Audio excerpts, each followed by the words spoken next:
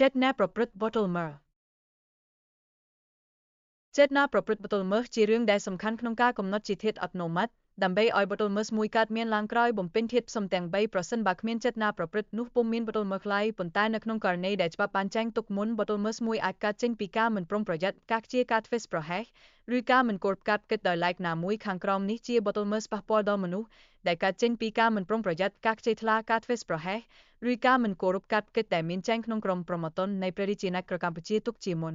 វត្តបង្ក Boost ដោយអចេតនា Bottlemer បង្កឲ្យមានរបួសដោយអចេតនាគឺជាអំពើដែលបណ្ដាលឲ្យមានរបួសដល់អ្នកដទៃដោយមួយការធ្វេសប្រហែសការមិនប្រុងប្រយ័ត្នឬការខ្ជិលខ្ជាដែលបង្កឲ្យមានការអសមត្ថភាពក្នុងការងារស្មើឬលើសពី8ថ្ងៃពីការបំពានកាត់គិតសន្តិសុខឬកាត់គិតប្រុងប្រយ័ត្នដែលច្បាប់តម្រូវបទបង្កឲ្យមានរបួសដោយចេតនាត្រូវបន្ទារទោសដាក់ពន្ធនាគារពី6ខែទៅ2ឆ្នាំនិងពិន័យជាប្រាក់ពី1លានទៅ2លានរៀលបទមនុស្សឃាតបទមនុស្សឃាតដោយចេនគឺជាអំពើបណ្ដាលឲ្យអ្នកដទៃស្លាប់ដោយមួយការធ្វេសប្រហែសការមិនប្រុងប្រយ័ត្ន